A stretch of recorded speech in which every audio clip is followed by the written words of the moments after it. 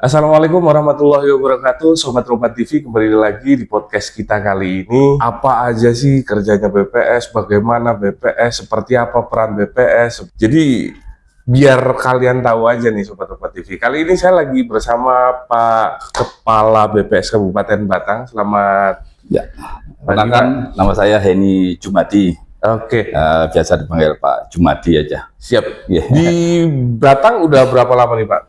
Di Batang Oktober 2023. Di Batang Iya, Oktober berarti 2000. sudah 2 tahun, berapa 1 bulan atau baru 2 bulan. Oke, di Tapi kesibukannya ngapain aja selain di BPS ini, lagi ada bertani kah, punya kegiatan lain kah seperti itu? kalau kegiatan selain di BPS ya jadi bapak rumah tangga biasa. rumah tangga Karena biasa ya. sudah habis waktu saya untuk sebagai kepala BPS, paling ya olahraga, bermusik biasa itulah, Iya. buat menyimbangkan, buat refreshing. Hobi musik juga ternyata. Hobi musik, suka Mantap. gitar, suka nyanyi, ya dikit-dikit yang bisa lah. Luar biasa. Mudanya dulu anak band kata-katanya. Oke, siap Pak. Gini Pak, saya pengen ngobrol-ngobrol aja karena BPS itu kan sering dikait-kaitkan dengan adanya bantuan yang kurang tepat, Iya. sasaran. Ini mohon maaf ini Iya. dari masyarakat seperti itu. Saya pengen tahu dulu, BPS itu apa sebetulnya itu Pak? BPS itu ya sesuai kepanjangannya ya, Badan Pusat Statistik. Nah, statistik itu adalah mengumpulkan data, kampanye masyarakat, kampanye data lah, sampai dengan kalau bahasanya kerennya diseminasi. Diseminasi itu menampilkan dari data tersebut. Setelah dilakukan lapangan, pengolahan, terakhirnya diseminasi ditampilkan masyarakat dalam bentuk publikasi, leaflet, bahkan kalau sekarang tidak menampilkan publikasi saja, tapi juga harus memberikan insight. Kenapa misalkan kemiskinan itu naik atau turun? Kenapa ada pengangguran itu seperti ini? Kenapa misalkan pembangunan manusia seperti ini? Jadi kita harus udah tahu ada kenapanya. Kenapa kayak kemarin pertumbuhan ekonomi di Batang misalkan sampai 7,9, apakah karena pengaruh adanya KEK yang tadinya tidak ada KEK, sekarang ada KEK. Tapi selain di luar KEK juga ada industri besar dan sebagainya. Jadi kita harus mengumpulkan data, selain data dasar juga ada data dari lain. Oke. Jadi utamanya BPS itu sebenarnya sesuai Undang-Undang Statistik nomor 16 tahun 97 ya. Jadi statistiknya ada undang-undangnya. Dan undang-undang ini tidak hanya untuk BPS, tapi untuk masyarakat semuanya. Namanya undang-undang sih, kita ada 3, statistik dasar, statistik sektoral, statistik khusus. Statistik dasar itu biasanya dilakukan oleh BPS. Sensus, karena nggak mungkin APBD, dan itu APBN harus rentak. Sensus penduduk, akhiran 0, sensus pertanian, akhiran 3, sensus ekonomi, akhiran 6. Kayak 2020 kemarin sensus penduduk itu. 2023 karena akhiran 3, sensus pertanian. Tahun depan, makanya saya setiap presentasi di terakhir itu selalu ada terima kasihnya sensus ekonomi, karena tahun depan Indonesia akan ada namanya sensus ekonomi 2026. 2026. Iya, karena akhiran itu. Nah, data itu tidak hanya di BPS, tapi ada di tempat lain. Ya. Itu namanya statistik sektoral. Ya. Tentu data ini sangat bagus kalau di kompilasi dasar dan sektoral dijadikan satu. Maksud dari data ada di tempat lain berarti BPS kayak ambil data Iya. dari tempat mana saja. Iya, Biasanya Pak, yang kita bentuk namanya, jadinya namanya daerah dalam angka. Daerah Itu dalam salah satu publikasi yang sangat primadona, yang sangat diingini oleh manusia. Siapapun yang akan masuk suatu daerah biasanya akan melihat di daerah dalam angka. Batang dalam angka, Jawa Tengah dalam angka. Bahkan misalkan contohnya kayak di tempat lain ada Magelang, itu ada Magelang Kota, ada Magelang Kabupaten, ada Semarang Kabupaten, ada Semarang Kota. Itu pasti yang diambil itu pertama daerah dalam angka. Kalau kita nyebutnya daerah dalam angka, tergantung daerahnya apa. Dan itu sampai kabupaten, Mas. Sampai kabupaten. Kayak dulu saya di Sulawesi Barat, ya Sulawesi Barat dalam angka ada itu. Dan itu kompilasi data hampir sebagian besar adalah data dari sektoral. Dinas Pendidikan, Dinas Tenaga Kerja, data-data Dinas dari Kesehatan, iya kayak jumlah guru, jumlah murid, jumlah apa, kita kan nggak ada sensus itu. Nah kita ambil data dari mereka. Data yang sudah ada dari Iya. diambil saja. Dan itu sangat penting untuk tidak hanya untuk masyarakat, tidak hanya pemerintah, masyarakat juga ke depan untuk investasi ke depan. Sehingga BPS secara makro bisa mendeteksi misalkan kenapa kok indeks pembangunan manusia ini meningkat. Oh, jangan-jangan di saat ternyata ada pembangunan misalkan rumah sakit baru. Ya. Ada misalkan sekolah baru SMA, atau misalkan sekarang di Batang tuh ada PSDKU Unsut yang tadinya kuliah jauh sekarang dekat. Tapi yang sering terjadi kan seperti ini, Pak. Jadi kayak seolah-olah BPS itu adalah ujung tombak penentu kebijakan mana yang dapat bantuan, mana yang dapat tidak, kan seperti itu. Seperti apa sebetulnya? Apakah memang benar-benar BPS yang menentukan? Atau seperti apa, bisa diberi penjelasan Pak? Mungkin saya sedikit kilas balik dulu bahwa sebenarnya data tentang pengentasan kemiskinan di Indonesia itu tadinya ada beberapa ada beberapa data. Kita punya data misalnya kita sebut DTKS, data terpadu kesejahteraan sosial, terus ada lagi data namanya P3KE. Dari P3KE itu adalah pensasaran percepatan penghapusan kemiskinan ekstrim. Nah, ada satu lagi namanya Reksosek, yaitu registrasi sosial ekonomi. Jadi registrasi itu kayak orang kalau mau masuk ke hotel registrasi dulu. Nah, itu jadi seluruh penduduk itu Reksosek. Nah, 3 data ini oleh pemerintah Bapak Presiden Prabowo itu dipadankan, disatukan. Karena ini berbeda-beda, Mas.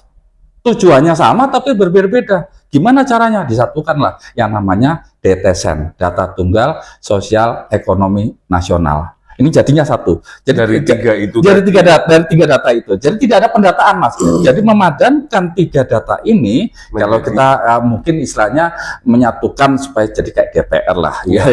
DPR itu apa? DTKS, P3KE, Reksosek, jadilah namanya DTSEN, Data Tunggal Sosial Ekonomi Nasional, yang merupakan amanat Inpres nomor 4 tahun 2025. Berarti tahun 2025. Jadi tidak ada pendataan yang sifatnya masif. Jadi menyatukan. Nah, karena 3 data ini sudah sama dipadankan, kemudian dilakukanlah namanya ground check di awal tahun ini pada bulan Februari, Maret, April itu kita lakukan sampai dengan April. Kemudian dilakukanlah pengecekan lapangan. Ground check itu adalah jenis kegiatan lah. Iya, kegiatan. Dia turun ke lapangan. Jadi turun ke lapangan yang kira-kira data-data ini yang sifatnya masih agak ragu-ragu dan dilakukan. Dan itu petugasnya siapa? Pendamping PKH. Ada 106 pendamping PKH sudah kami latih. Jadi tugas BPS hanya melatih para petugas pendamping PKH itu untuk melakukan ground check itu. Iya. Bayangkan bukan melakukan sensus door to door seperti ini. Ya kalau 800.000 penduduk Batang, kurang lebih keluarga 200.000 dengan petugas 106 kan nggak mungkin. Jadi 100 ini tujuannya adalah melakukan ground check. Warga-warga yang dilakukan ground check itu klasifikasinya seperti apa, Pak? Klasifikasi macam-macam, Mas. Ada yang berdesil ini dan sebagainya. Benar nggak kira-kira orang ini dia itu ada di bawah? Benar nggak orang itu ada di atas? Tapi tidak semuanya. Karena nanti DTSEN ini adalah tidak tiap tahun, tapi tiap 3 bulan dan terus menerus, bahkan bulanan. Nah, kemarin kami dengan Pak Kadinsos saya menyatakan bahwa untuk mengupdate data ini adalah bulanan, setiap tanggal 1 sampai tanggal 11 bulan. Kenapa itu harus dimutakhirkan? Karena Bapak Presiden menyatakan, karena data itu bisa jadi ada yang pindah, ada yang sudah meninggal, ada yang tadinya belum dapat kerjaan, sudah dapat pekerjaan, atau sebaliknya, yang tadinya ada dapat pekerjaan, kehilangan pekerjaan. Ini diupdate setiap bulan, tetapi nanti hasil update bulanan itu menjadi 3 bulanan, triwulanan. Jadi di dalam data itu, kalau di dalam BPS itu ada tingkat kesalahan namanya 2 kesalahan. Kesalahan di dalam maupun kesalahan di luar. Kita biasa nyebutnya, kalau yang di dalam namanya inclusion error.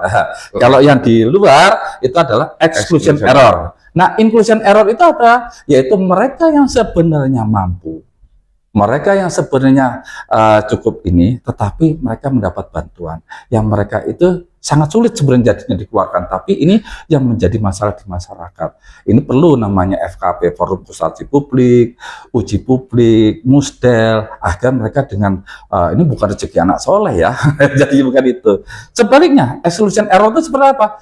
Mereka yang sebenarnya nyata-nyata secara kasat mata tanpa ada pendataan, mulai dari bangunannya harusnya dapat bantuan, tapi belum terdata. Ini sangat bagus kan, nanti hasil data ini akan ada beberapa program ya, program ada PKH, program keluarga harapan yang sudah ini, jadi akan lambatan akan menjadi tempat sasaran. Kalau sekarang belum sempurna, saya nyatakan iya, tetapi apakah Indonesia itu akan berjalan menunggu sempurna dahulu? Kita harus berjalan di tengah-tengah ketidaksempurnaan, tapi kita akan menuju kesempurnaan. Mantap. Gitu. Ya, jadi nggak bisa cering langsung selesai semua rapi, bener, memang harus melalui proses gitu ya. Betul. Dia by nick, Mas, karena bisa jadi ada data di tempat lain sudah didata tapi tidak ada nicknya, satu Ya. ada sudah didata tapi alamatnya nggak jelas, ada yang ngapunten bisa jadi sudah meninggal tapi datanya belum terhapus, Masih ada iya datanya. itu bantuan tetap jalan. Nah kan itu juga harus makanya dimutakhirkan, luar biasa ini DTSN ini menurut saya dimutakhirkan setiap Ada nggak sih Pak kayak biar masyarakat secara umum gitu bisa, misalkan saya nih lagi jalan-jalan lihat rumah kok udah mau ambruk, orangnya kasihan gitu. Ada nggak cara untuk saya bisa usulkan orang itu biar lebih mudah gitu? lebih mudah, lebih ini gitu Mas ya. Wah itu sangat sekarang Bapak Menteri Sosial itu sudah membuat suatu aplikasi dari Kemensos. Sebenarnya itu ranahnya Mensos ya, tapi kami BPS tahu karena kami sudah diperintahkan oleh pimpinan kami ya, Ibu Kepala BPS RI maupun PLT Kepala PPS Jawa Tengah, ini dua-duanya ibu ini. Yang pusat juga ibu ini ibu. Bahwa kita harus bergandengan tangan nih dengan teman-teman Dinsos. Jadi apa yang mereka tahu sebaiknya BPS juga tahu. Apa yang BPS tahu, jadi kita jadi kayak orang pacaran banget ini. BPS dengan Dinsos ini harus bersinergi. Jadi Kementerian Sosial itu sudah membuat namanya aplikasi cek bansos gitu, dan itu bisa dilakukan dengan scan atau ada di Play Store. Aplikasinya ada di Play Store itu? Ada di Play Store, bahkan ada namanya QR code-nya, tinggal scan saja nanti bisa. Itu di sosmed. Menunya apa aja Pak di dalam? Menunya itu tuh, kalau sudah diunduh, menu yang ada di cek bansos ini ada menu cek bansos, yaitu memfasilitasi pencarian data penerimaan manfaat ya, bansos yang telah terdaftar di DTSN. Jadi dia ada menu tentang cek bansos. Jadi penerimaan manfaat itu yang telah terdaftar akan dicek. Tinggal masuk input nick aja mungkin. Iya. Kalau nicknya salah nggak bisa. Dan nick itu ini semacam buat penjelasan, nick itu 16 digit. Cara jenengan kalau tanya nick saya pasti hafal. Karena nick itu kayak formasi sepak bola itu formasinya itu 664.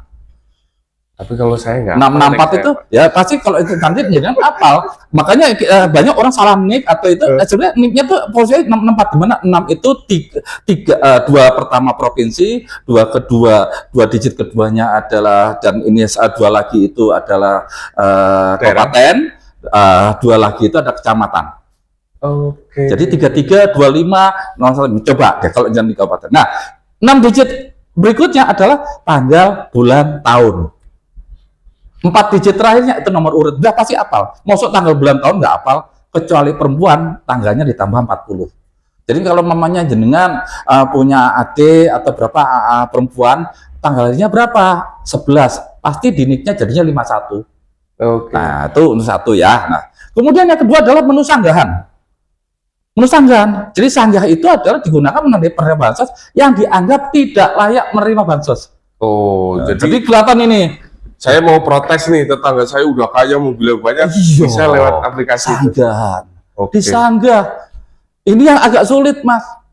Banyak ini yang bikin ngapunten, mungkin ngapunten ini perlu masyarakat juga terlibat semua. Jadi ini DTSN ini, impres ini, semua masyarakat harus terlibat. Sehingga mereka yang benar-benar layak, Indonesia juga pas angkanya, bukan ngapunten ada istilah rezekinya saya ini, masuk di ini Saya kan nggak pernah minta pedapel, nggak gitu. Ini sanggahan, jelas-jelas dia pengusaha, jelas-jelas dia ada mobil, jelas-jelas di atap rumahnya ada parabola, ada antena, misalkan, kok terima sanggahan. Tapi itu ada dilampirkan kayak foto-fotonya gitu mungkin Nanti ya, bisa dicek di dalam iya. dalam aplikasi. Oh iya pasti dong. Harus ada bukti dan harus ada Iya. ininya, nggak boleh hoax. Nanti bisa jadi kalau itu kan enggak. Iya. Ya beberapa. Nah kemudian menu ketiga apa? Menu usulan. Nah jadi kalau menu sanggahan tadi adalah untuk menghapuskan namanya inclusion error. Jadi yang kesalahan yang ada di dalam. Iya. Nah sekarang menu usulan. Menu usulan. Saya kebetulan pernah jalan-jalan di sini, Mas. Tidak perlu jauh gitu. Di Batang ini misalkan kayak tempat yang jauh-jauh kayak Limpung, tersono kan datar pakai sono lagi kan jauh pas. Dekat-dekat sini itu ternyata ada, Mas. Yang saya lihat ada ini, alhamdulillah sepertinya kemarin sudah terdata. Semoga saya cek ada yang belum terdata. Itu masuk menu usulan. Oke. Saya tanya, Pak, Bu, ini belum pernah saya menerima bansos sama sekali, Pak. Begini-gini. Oh, saya tanya Pak RT-nya, saya tanya ini gitu. Oh, udah, coba diusulkan saja. Di ini datang ke setiap desa kelurahan, di setiap desa kelurahan itu ada operatornya. Nanti siap tanggal berapa? Siap tanggal 1 sampai 11. Nanti dari operator itu akan mengisi ya variabel-variabel atau pertanyaan yang ada. Setelah diisi itu tidak langsung keluar, Mas. Tidak langsung, harus ada proses pemandanan data di tingkat pusat, kemudian nanti hasil random data itu diperingkatkan secara nasional gitu, istilahnya nomor kalau saya desil lah, saya juga nggak tahu cara teknis itu desilnya itu ada di pusat, nanti barulah hasil data itu dilakukan drone check untuk memastikan mereka-mereka yang abu-abu tadi. Iya. Itu menu usulan. Nah, menu berikutnya ada menu profil, yaitu terdapat bagian profil keluarga. Pada bagian ini apabila terdapat data anggota keluarga yang bukan anggota keluarga pengguna akun, maka dapat melakukan sanggahan. Jadi ini ada menu profil di dalamnya. Kemudian menu KPD, yaitu untuk menampilkan kartu penyandang disabilitas. Bila pemilik akun terdapat sebagai penyandang disabilitas. Kemudian baru di situ ada menu FAQ, yaitu frequency asked question, itu tentang pertanyaan, tentang apa dan sebagainya masuk situ. Bahkan ada nomor khusus di Kemensos, di sosmed itu ada semuanya. Ini bisa diakses masyarakat secara umum ya? Bisa, umum. Efektivitasnya dari sekian banyak program-program jalan sudah lama di BPS Iya, ini. iya. Tingkat efektivitasnya DTSN ini untuk bisa menjadikan bantuan itu tepat sasaran, menurut jenengan berapa persen? Nah, kemarin saya ada datanya itu, cuman saya agak lupa. Kemarin kami barusan dikumpulkan itu kepala BPS kabupaten, kota, dan kepala dinas sosial kabupaten, kota seluruh Indonesia di Jakarta belum lama ini. Ya. Itu Bapak Menteri Sosial menyatakan hasil dari DTSN ini tingkat kesalahan mulai berkurang. Itu ada bila di ini kan. Artinya lumayan efektif. Efektif karena tadi ada cek bansos, ada usul sanggah, Ya. ada dari sisi pemodelan. Kalau dikatakan belum sempurna, yakin ya belum sempurna. Tetapi menuju kesempurnaan. Dan yang bagusnya DTSN ini adalah berkelanjutan, tidak seperti dulu. Untuk closing, kasih tahu kepada masyarakat, karena apakah nunggu semuanya baik baru kita berjalan, kan tidak, kita tetap harus berjalan meskipun belum baik 100%, tapi menunggu sampai bisa tepat sasaran seperti itu. Kepada masyarakat. Kemudian perlu disampaikan juga bahwa ternyata masyarakat itu bisa melakukan sanggahan, usulan dan lain-lain itu di aplikasi, kayak gitu. Monggo Pak, silahkan bisa dikasih tahu langsung kepada masyarakat tuh Pak. Terima kasih Mas Arif. Ya pada masyarakat pemirsa dimanapun berada, kesempatan ini merupakan sangat baik sekali untuk ajang sosialisasi tentang DTSN. DTSN ini adalah data tunggal sosial ekonomi nasional. DT-nya itu data tunggal. Jadi nanti datanya sudah tunggal, tidak ada data lain, hanya satu datanya DTSN. DTSN ini adalah amanat dari Inpres nomor 4 tahun 2025. Sekali lagi, tahun 2025. Jadi belum ibarat kayak bayi tadi saya nyata belum ulang tahun 1 tahun, jadi belum ulang tahun. Ini adalah menyatukan 3 data yang berbeda menjadi satu, yaitu tadi Mas Arief sebutnya, kalau saya melihat DPR. DPR ini kan menyatukan, sebenarnya disatukan juga, yaitu apa DPR itu? DTKS, P3KE, dan Resosek. Jadi data tugas sosial ekonomi nasional. Dari data ini nanti akan terbentuklah suatu data yang berkumpul, terbagi pemeringkatan secara nasional, desil 1 sampai 10 dan sebagainya. Kemudian tujuannya adalah untuk pengentasan misalnya dan sebagainya, dan program-program dari pemerintah, ada PKH, bantuan sosial dan sebagainya.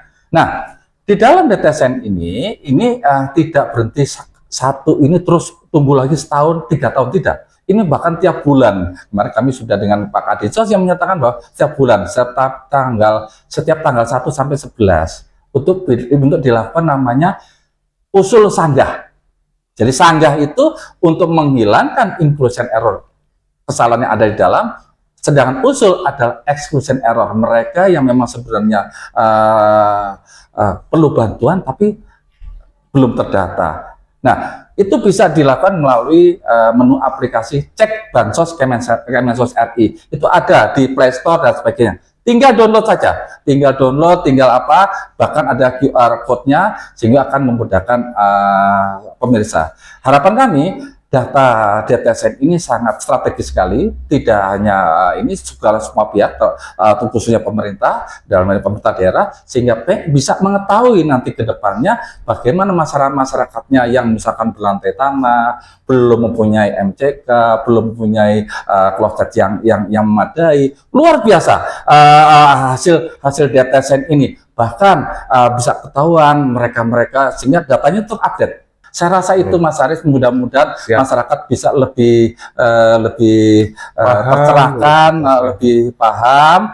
Apabila mereka belum terdata, silakan datang ke desa, kelurahan, di sana ada operatornya. Nanti baru dilakukan pemeringkatan oleh BPS. Jadi BPS itu tugasnya tidak mendata, hanya mengkompilasi data yang ada, kemudian hasil data itu bukan dibagi pakaikan, bukan berbagi pakai ya. Kalau berbagi pakai seolah BPS yang membagi, enggak.